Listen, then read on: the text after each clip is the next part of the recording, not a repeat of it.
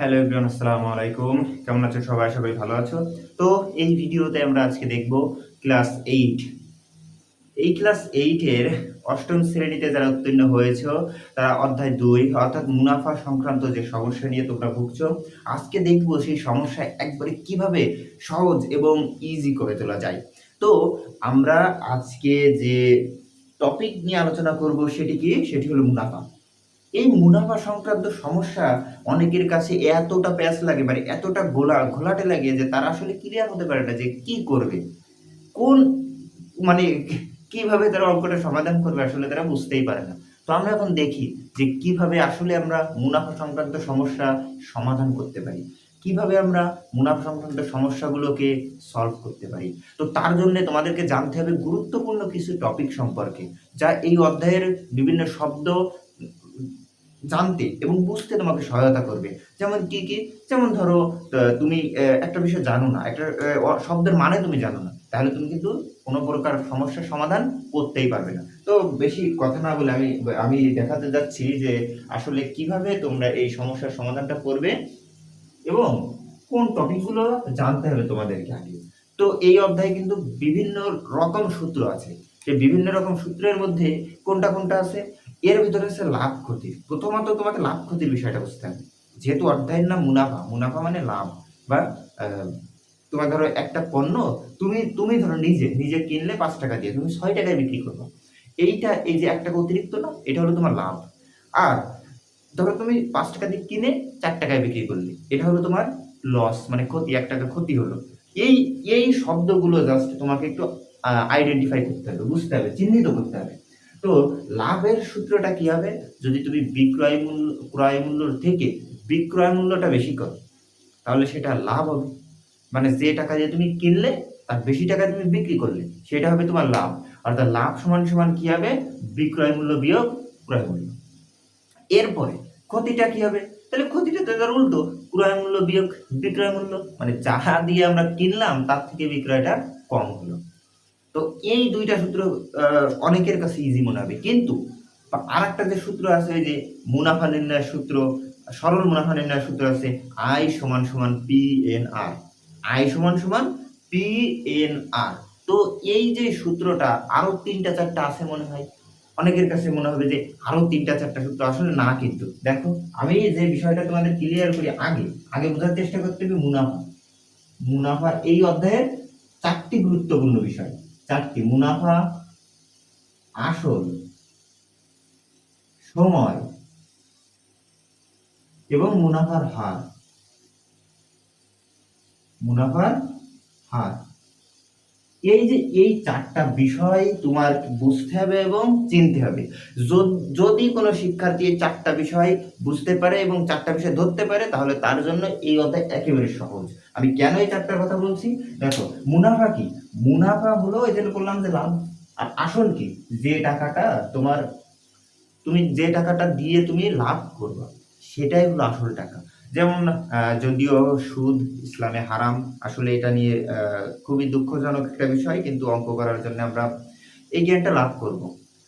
তো ঠিক আছে, দেখি। তো আসল হলো, ধরো আমিনুদ্দিন সাহেব 10,000 টাকা ব্যাংকে জমা রাখতে চান 5 বছরের জন্য। তার ব্যাংক তাকে ইন্টারেস্ট দেবে 10%, অর্থাৎ 10,000 টাকা তার আসল, 5 বছর তার সময়। এই যে সময় মানে কত সময়ের জন্য তার টাকাটা রাখা হচ্ছে, এবং মুনাফার হার মানে ব্যাংক তাকে কত পার্সেন্ট হারে তাকে মুনাফা দেবে। এই যে এই 4টে বিষয়কে কি কি দিয়ে প্রকাশ করা হয়? মুনাফাকে প্রকাশ করা হবে আই দিয়ে।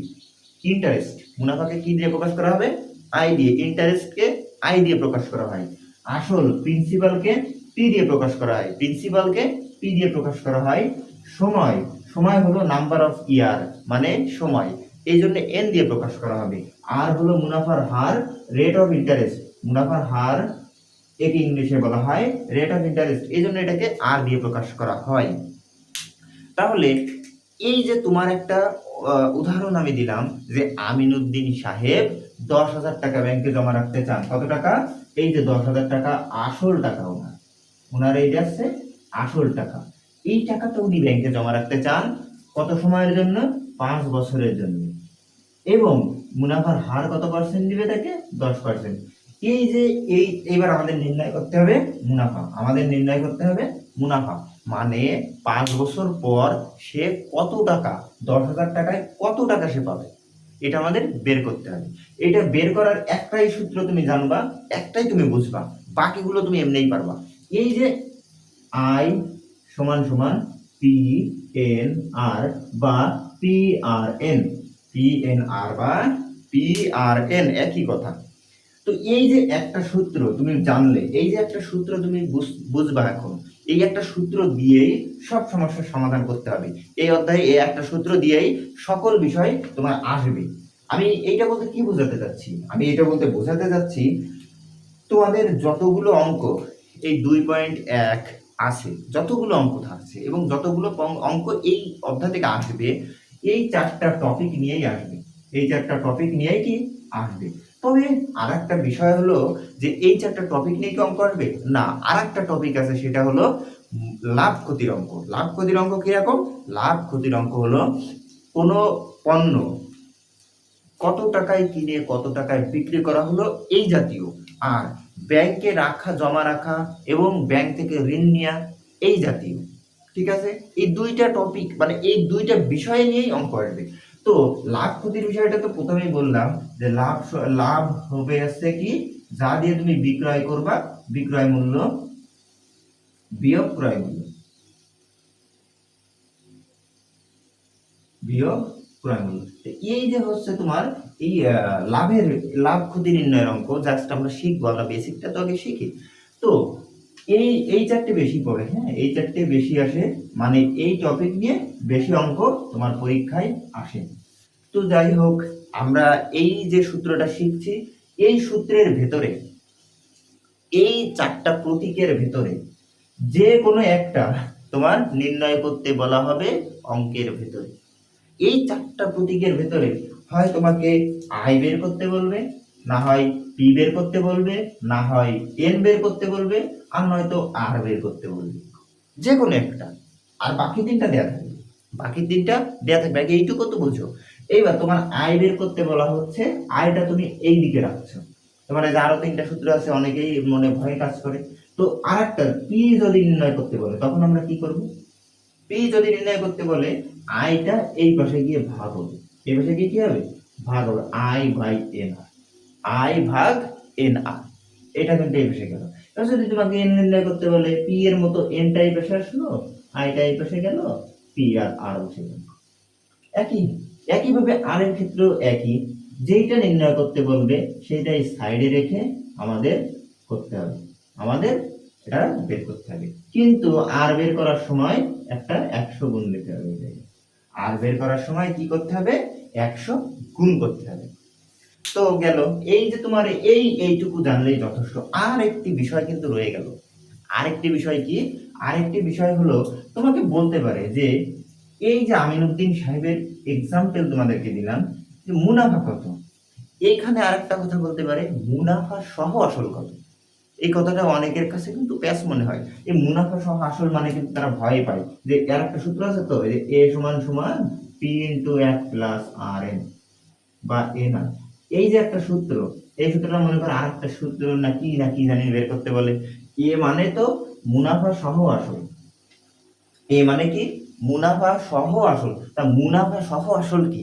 তো এই যে তুমি মুনাফাটা যে বের করবা এই অঙ্কে, এই অঙ্কের মুনাফাটা যে তুমি বের করবা, এই মুনাফা আর আসলটা আর একটা লাইন বেশি করতে হবে, আর একটা লাইন। যেমন আমি অঙ্কটা সমাধান করি, আই সমান সমান পি এন আর, তো এই তথ্যগুলো তো দেওয়াই আছে, তাই না? 10,000 গুণ 5, 10,000 গুণ 5 গুণ কত? 10%, মানে 10/100%, মানে 100, 10/100%, মানে কি 100। যদি এই জায়গায় 4% থাকতো তাহলে আমরা লিখতে পারতাম 4/100। আশা করি বুঝতে পারছো।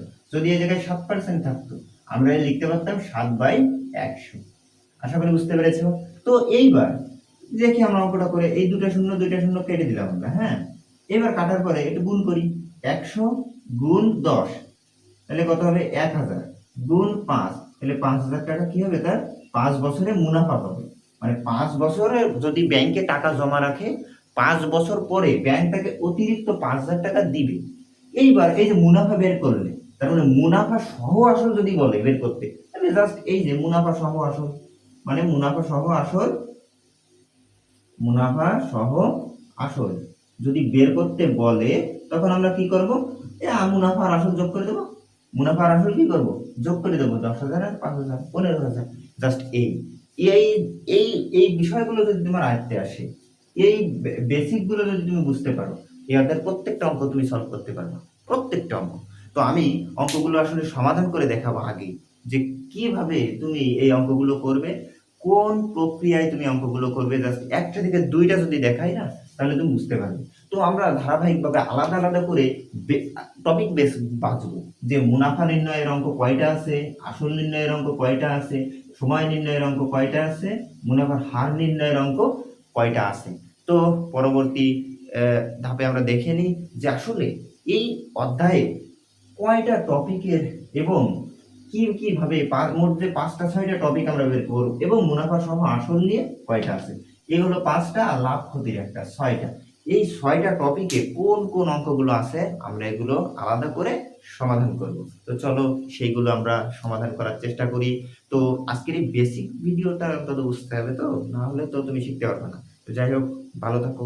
তো পরবর্তীতে আমরা ওইটাই শিখবো যে কিভাবে টপিক আলাদা করে, টপিক নির্বাচন করে আমরা অঙ্কগুলো সমাধান করতে পারি।